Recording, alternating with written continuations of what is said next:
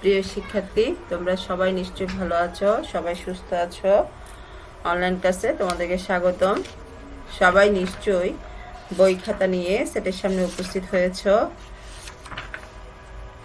তোমাদের স্কুল খোলার সম্ভাবনা আছে, তবে এখন বলছে যাওয়া আসার মধ্যে রয়েছে, নির্দিষ্ট কোনো তারিখ এখনো ঘোষণা করা হয়নি। তবুও ছোট সোনামণিরা, তোমরা অবশ্যই বাসায় যে ক্লাসগুলো হচ্ছে সবাই একটু মনোযোগ সহকারে কি করবে, পড়াগুলো পড়বে। যেহেতু তোমরা পিএসসি পরীক্ষার্থী, প্রথম থেকে যদি তোমরা পড়ালেখা করো তাহলে অবশ্যই তোমরা কি খুব ভালো রেজাল্ট করবে। আমরা চাই সবাই যেন খুব ভালো রেজাল্ট করো। তোমাদের এখনো স্কুল খোলার নির্দিষ্ট কোনো এখনো তারিখ দেয় নাই, সেজন্য অনলাইন ক্লাসে আগের মতোই আমাদেরকে তোমাদের ক্লাস করাতে হচ্ছে। সবাইকে অনলাইন ক্লাসে স্বাগতম জানিয়ে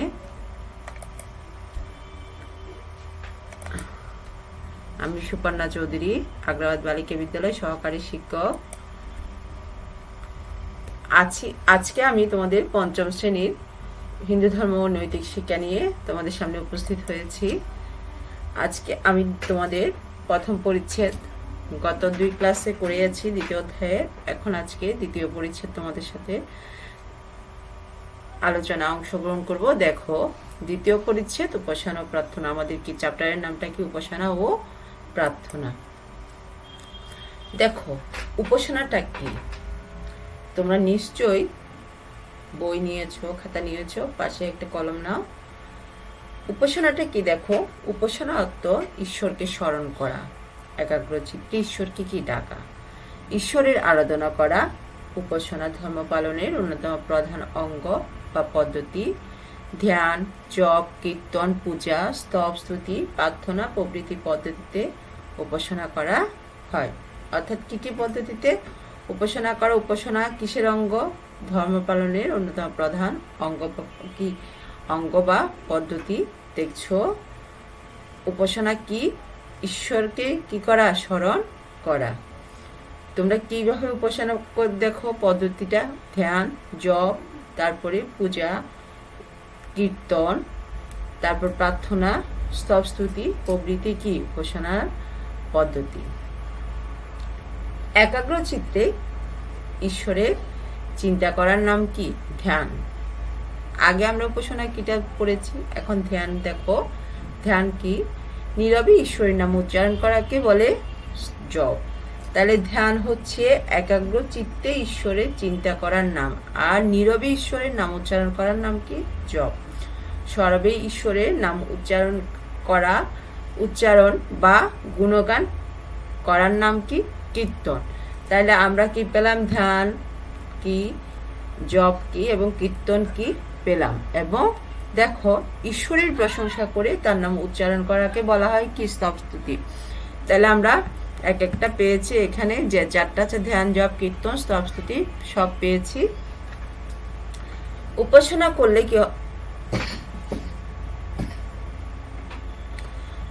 করলে কি হয়?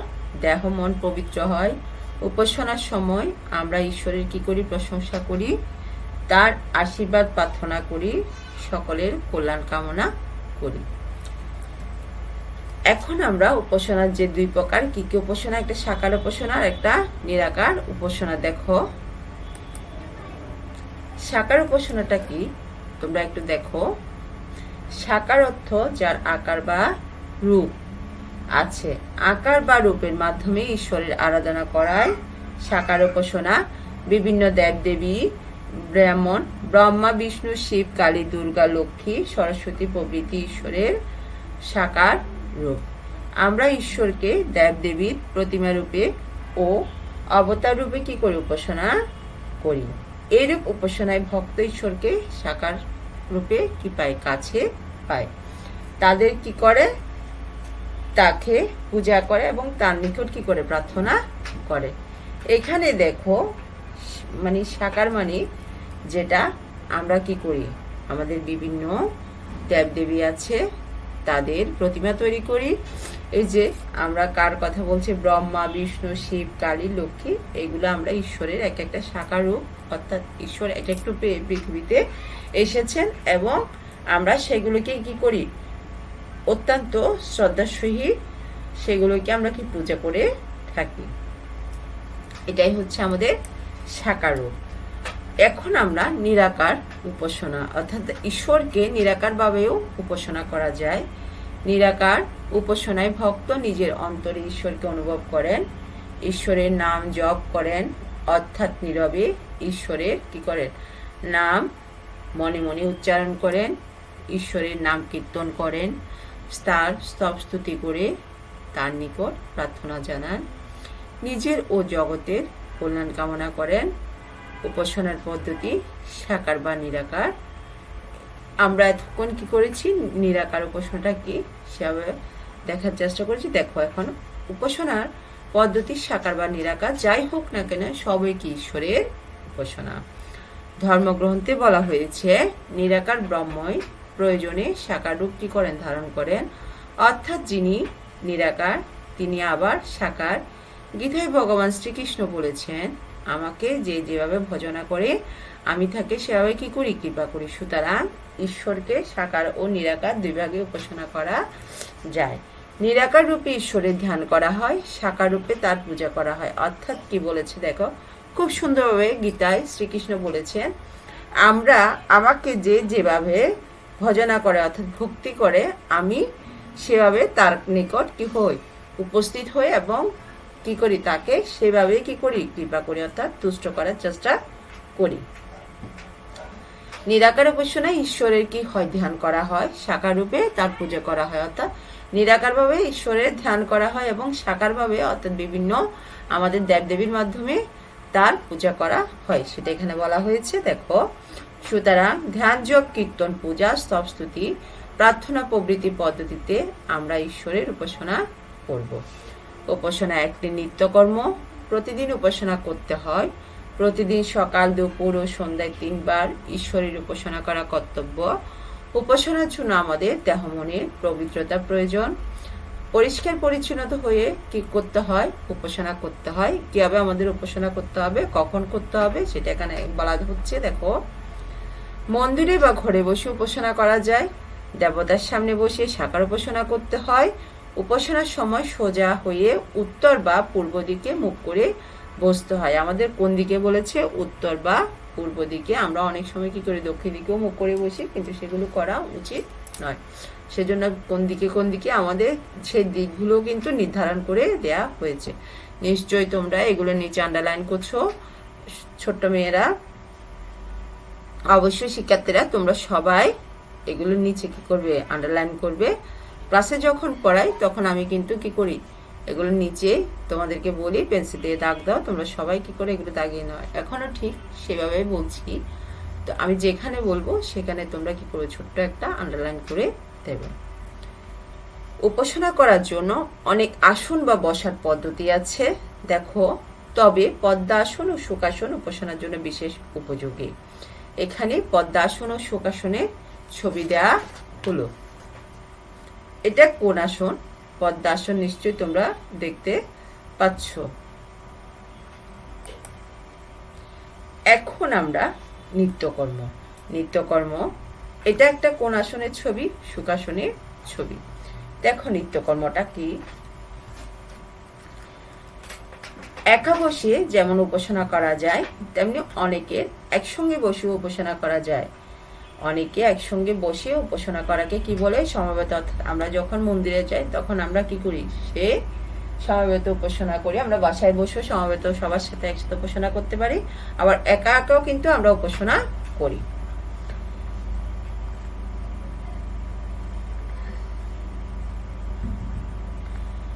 এই জন্য সপ্তাহে একটা নির্দিষ্ট দিন সকলে মন্দির বা পবিত্র স্থানে কি করতে হয়,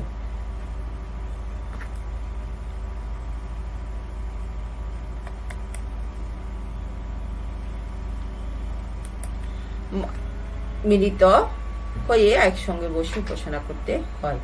আমরা জানি উপাসনার সময় আমরা কি করি, ঈশ্বরের স্তুতি বা প্রশংসা করি, ঈশ্বরের মহিমা চিন্তা করি। উপাসনা আমাদেরকে সৎপথ বা ধর্মপথে কি করে পরিচালিত করে। তাই সৎপথে চলার জন্য আমাদের নিয়মিত উপাসনা করব। দেখো আমরা কি করব, আমরা নিয়মিত উপাসনা করব, ঈশ্বরের নিকট কি করব? শক্তির প্রার্থনা করব এবং নিজের ও অন্যের মঙ্গল কামনা করব। আমরা যদি খুব ভালো মানুষ হয়ে থাকি, আমাদের মন যদি পবিত্র হয়ে থাকে, তাহলে অবশ্যই ঈশ্বর আমাদের প্রার্থনাটা গ্রহণ করবে এবং আমরা সবাই ভালো পথে চলতে পারবো। তোমরা নিশ্চয়ই আমার কথা শুনবে এবং কি করবে? সবাই সুন্দরভাবে বাড়িতে বসে লেখাপড়া করবে। এখন আপাতত যেহেতু শীতকাল চলছে, কেউ কিন্তু বাড়ি থেকে কি বের হবে না অতিরিক্ত প্রয়োজন ছাড়া। এখন আমি যাচ্ছি কোথায়? আমাদের প্রার্থনা।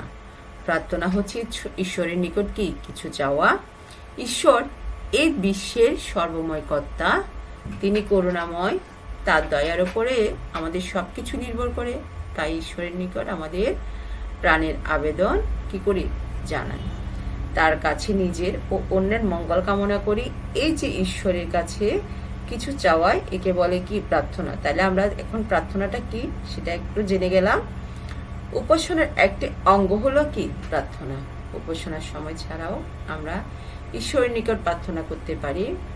কোনো শুভ কাজের পূর্বে আমরা ঈশ্বরের নিকট কি জানাই? প্রার্থনা জানাই। আবার কোনো বিপদে পড়লে বিপদ থেকে মুক্তির জন্য আমরা ঈশ্বরের নিকট কি করি? প্রার্থনা জানাই। উপাসনার মতোই প্রার্থনা করার সময়ও দেহ ও মনকে হয় পবিত্র থাকা প্রয়োজন। সাধারণত করজোড়ে ঈশ্বরের নিকট প্রার্থনা করতে হয়। কি হবে? দেখো ছবির মধ্যে, দেখো দুই হাত যখন সামনের দিকে, সেটা কি বলে? করজোড়। অর্থাৎ করজোড়ে ঈশ্বরের নিকট কি করতে হয়? প্রার্থনা করতে হয়। প্রার্থনার সময় মনে কি আনতে হয়? দীনতার ভাব থাকতে হবে। অর্থাৎ কি? তোমাকে কোনো বড়লোকের ভাব এখানে দেখানো যাবে না। তুমি সব সময় ঈশ্বরের কাছে মাথা নত করে থাকবে। তিনি প্রভু, আমি তার দাস, আমি দাতা, আমি গ্রহীতা। আমি দাতা, তিনি দাতা, আমি কি? গ্রহীতা। এইরূপ মনোভাবে কি দীনতার ভাব। অর্থাৎ উপাসনার মতোই প্রার্থনাও ঈশ্বরের নিকট একা বা সমবেত ভাবে করা যায়। অর্থাৎ কি বলেছে? দেখো, আমি তার নিকট অনেক কিছু চাই, কিন্তু তিনি কি আমাকে সব সময় সবকিছু দিতে পারবে? দিতে পারবে না। অর্থাৎ আমি যেটুকু ফল করব, তিনি সেইটুকুই কিন্তু আমাদেরকে দেবেন। অর্থাৎ তিনি চাইলে দিতেও পারেন, আবার নাও দিতে পারেন। কিন্তু আমরা যদি সৎ পথে ভালোভাবে চলি, তাহলে আমাদের কিন্তু কখনো কোনো বিপদ আসে না। আমরা যদি মনে মনে ঈশ্বরকে সবসময় প্রার্থনায় রাখি বা স্মরণে রাখি, তাহলে আমাদের কিন্তু সব বিপদ কিন্তু কেটে যায়। তোমরা নিশ্চয়ই সবার কাছ থেকে সেগুলো শুনে থাকো। এখন আমি মন্ত্র, শ্লোক ও প্রার্থনামূলক বাংলা কবিতা আমি এক এক করে তোমাদেরকে পড়াবো। দেখো, বেদ, উপনিষদ, পুরাণ, রামায়ণ, মহাভারত, শ্রীমদ্ ভগবদ গীতা প্রভৃতি ধর্মগ্রন্থে অনেক মন্ত্র ও কি হয়েছে? শ্লোক রয়েছে। মন্ত্র ও শ্লোকে ঈশ্বর ও বিভিন্ন দেবদেবীর কি করে স্তব করা হয়। স্তব বা স্তুতির অর্থ হচ্ছে ঈশ্বর বা দেবদেবীর রূপ, গুণ ও মাহাত্ম্যের কীর্তন করা, তাদের প্রশংসা করা, তাদের স্মরণ করা। শুধু স্তবই নয়, আমরা ঈশ্বর ও দেবদেবীর কাছে কি করি? প্রার্থনা করি যেন সকলের কি হয়? মঙ্গল হয়, সকলেই যেন কি পান? শান্তি পায়।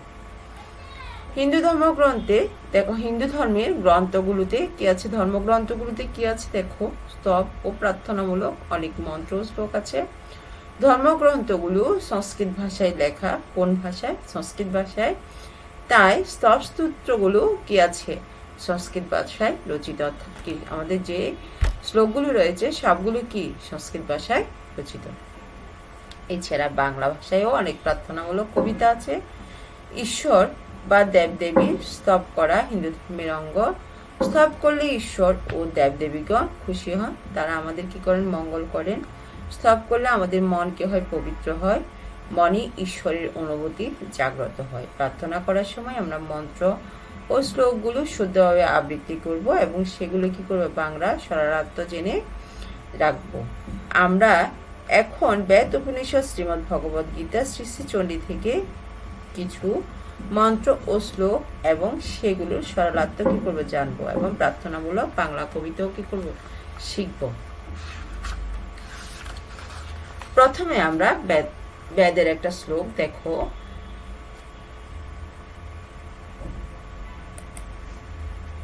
দেখো বেদের শ্লোকটা, সবিতা পশ্চাত্তা সবিতা পুরা আস্তাৎ সবি তো উত্তরাত্মাৎ সবিতা ধরাত্মাৎ। দেখো সবিতা ন সুবতু সর্ব তাতিং সবিতা নো রসাত্ম দীর্ঘায়ুম। অর্থাৎ কি বলেছে দেখো, এখানে সরলার্থটা বাংলাটা দেখো, কি পশ্চিম দিক, পশ্চাত্য মানে পশ্চিম দিক, পুরাস্তা মানে পূর্ব দিক, দেখো কি পূর্ব দিক, উত্তরাত্ম মানে উত্তর দিক, দেখো কি উত্তর দিক, এবং কি দক্ষিণ দিক।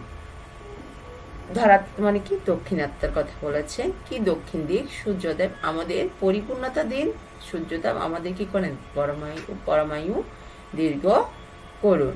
এটাই হচ্ছে তোমাদের বেদের একটা শ্লোক।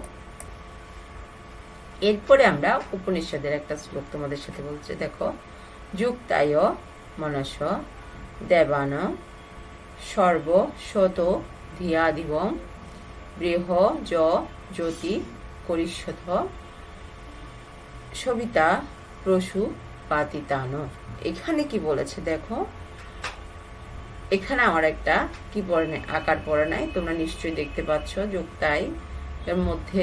দেখো এখানে সরলার্থটা হচ্ছে সূর্যদেব, অর্থাৎ কি বলেছে দিব্যম, সূর্যদেব আমার মনকে পরমাত্মার সঙ্গে যুক্ত করুন, পরমাত্মা অভিমুখী ইন্দ্রিয়গুলিকে জ্ঞানের দ্বারা সে পরমাত্মার উপলব্ধি করার কি দিন, শক্তি দিন। অর্থাৎ কি বলেছে দেখো, অর্থাৎ আমাদের মনে সঙ্গে পরমাত্মার আমাদের যে একটা ঈশ্বরের সাথে যোগসূত্র রয়েছে, সেটাকে কি করতে বলেছে, যোগ করতে বলেছে, মানে যুক্ত করুন পরমাত্মা অভিমুখে। অর্থাৎ ইন্দ্রিয়গুলোকে, আমাদের যে পঞ্চ ইন্দ্রিয়গুলো আছে, জ্ঞানের দ্বারা পরমাত্মাকে কি করতে বলেছে, এই পঞ্চ ইন্দ্রিয় দ্বারা আমাদের পরমাত্মাকে উপলব্ধি করে কি করতে বলছে, তার মধ্যে শক্তি দিতে বলছে।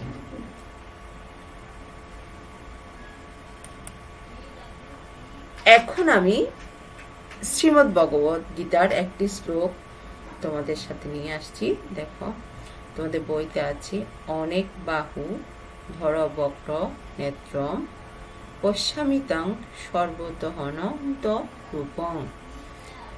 রূপম দেখছো, তোমরা নিশ্চয়ই সবাই লক্ষ্য করছো। দেখো নানং মধ্যন পুনস্তবাদী পশ্যামি বিশ্বেশ্বর বিশ্বরূপ। অর্থাৎ কি বলেছে দেখো, অসংখ্য তোমার অনেক কি রয়েছে, হাত রয়েছে না, অবশ্যই এখানে গীতা কি বলেছে, তোমার অসংখ্য তোমার হাত, অর্থাৎ অনেকজনের অনেক হাত রয়েছে, অসংখ্য উদর রয়েছে, অসংখ্য মুখ ও চোখ, তোমার অনন্ত রূপ আমি সর্বত্রই দেখছি, কিন্তু হে বিশ্বেশ্বর বিশ্বরূপ তুমি আদি অনন্ত মধ্য কোথাও কিছু খুঁজে পাচ্ছি না। অর্থাৎ এখানে আমাদের শ্রীকৃষ্ণকে লক্ষ্য করে শ্রীমদ্ ভগবদ গীতায় সেটা স্মৃতিচারণ করেছে। দেখো তার অনেক হাত, সে হাতের কথা বলেছে, তারপরে অসংখ্য উদর রয়েছে, মুখ রয়েছে, অসংখ্য চোখ রয়েছে, অর্থাৎ তার অনেক রকমের রূপ রয়েছে। সেটা হে বিশ্বেশ্বর, অর্থাৎ তাকে স্মরণ করে বলছে, হে বিশ্বেশ্বর তুমি বিশ্বরূপ, তোমার আদি অন্ত মধ্য কোথাও কিছু খুঁজে পাচ্ছি না। অর্থাৎ তোমার মধ্যে আগে অতীত বর্তমান ভবিষ্যৎ আমি কিছুই কি খুঁজে পাচ্ছি না।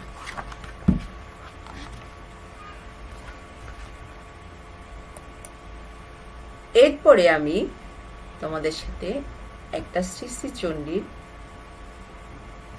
শ্লোক নিয়ে আসছি। দেখো শরণাগত দীনাতা পরিত্রাণা পরায়ণী সর্ব সতী হরে দেবী নারায়ণী নমস্তুতে। এখানে আমরা কি করেছি দেখো, এটা আমি কিন্তু শরণাগত দীনা পরিত্রাণা পরায়ণা, এটা কিন্তু আমাদের ব্রাহ্মণরা কি করে, সব সময় আমাদের দুর্গার যখন পুজো হয় তখন কিন্তু এই শ্লোকটা উচ্চারণ করে। তোমরা নিশ্চয়ই শ্লোকটা শুনে থাকবে এবং তোমাদের অনেকের মুখস্থ আছে। দেখো সরলাত্মটা কি হবে? হে দেবী, শরণাগত দরিদ্র ও পীড়িত জনের পরিত্রাণকারী, সকলের দুঃখ বিনাশী হে নারায়ণী, তোমাকে কি জানে? প্রণাম জানায়।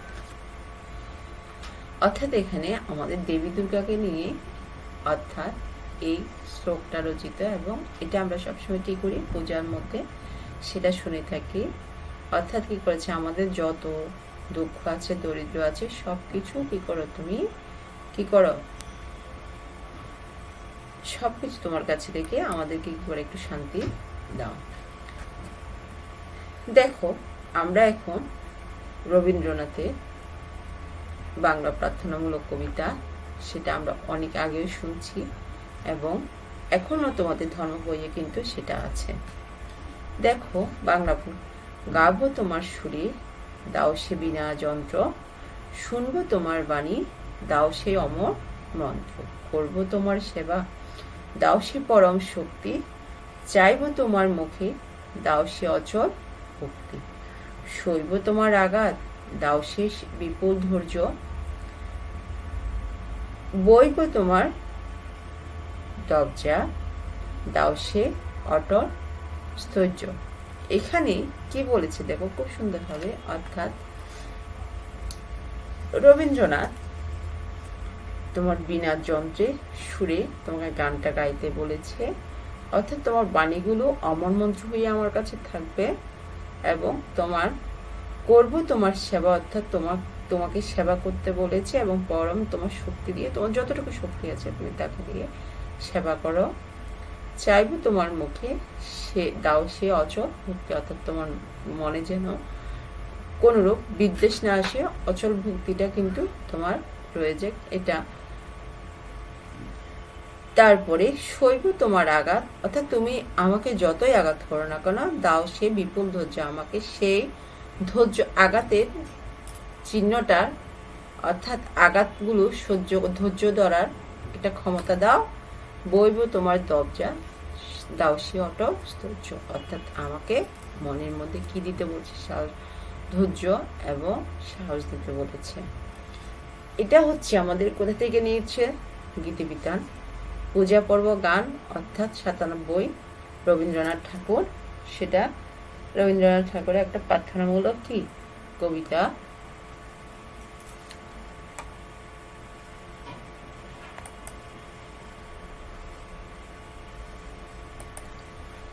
এভাবে দেখো, এভাবে উপাসনা ও প্রার্থনার মধ্য দিয়ে ইষ্ট দেবতার নাম সংকীর্তন করতে হয়। উপাসনা ও প্রার্থনার প্রয়োজনীয়তা অপরিসীম। প্রার্থনা ও উপাসনার মাধ্যমে মনে স্থিরতা ও একাগ্রতা আসে। এই একাগ্রতা শুধু ধর্মের ক্ষেত্র নয়, জীবনের সকল ক্ষেত্রে প্রয়োজন। উপাসনা ও প্রার্থনা করে আমরা কি হব? সৎ ও ধার্মিক হতে পারি। আর আমরা সকলে ধার্মিক হলে আমাদের সমাজে কি আসবে? সমাজ শান্তিপূর্ণ হবে, আমরা সকলে কি থাকবো? ভালো থাকবো। তাই সকলের মঙ্গলের জন্য আমরা কি করবো? প্রার্থনা করব। অর্থাৎ কি বলেছে দেখো, এখানে খুব সুন্দরভাবে একদম লাস্টের লাইনে কি বলেছে? উপাসনা প্রার্থনা করে আমরা সৎ ও ধার্মিক হতে পারি। অর্থাৎ আমরা যদি নিয়মিত উপাসনা করি এবং প্রার্থনা করি, আমাদের ধর্ম ওইতে যা আছে সেগুলো যদি পড়ি, তাহলে আমি অবশ্যই সৎ এবং ধার্মিক হব। আমরা সকলে ধার্মিক হলে সমাজে কি আসবে? সমাজটা কিন্তু আস্তে আস্তে কি হবে? শান্তি হবে এবং সকলে আমরা কি করবো? ভালো থাকবে। আমাদের মধ্যে কখনো হিংসা বিদ্বেষ সেগুলোই থাকবে না। তাই সকলের মঙ্গলের জন্য আমরা কি করব? সব সময় প্রার্থনা করব। আমি এখানে তোমাদেরকে আগের ক্লাসে কিন্তু প্রশ্ন দিইনি, এখানে তোমাদের প্রশ্নগুলি কিরকম হতে পারে আমি এই ক্লাসে কিন্তু একটু প্রশ্নটা দেওয়ার চেষ্টা করছি। দেখো তোমরা নিশ্চয়ই দেখছো পাচ্ছ। এবং দেখো 1 নম্বর কি বলেছে দেখো, স্তুতি কাকে বলে? হিন্দু ধর্মাবলম্বীরা কেন ঈশ্বরের স্তুতি করেন? এই সম্পর্কে 5টি বাক্য লিখো।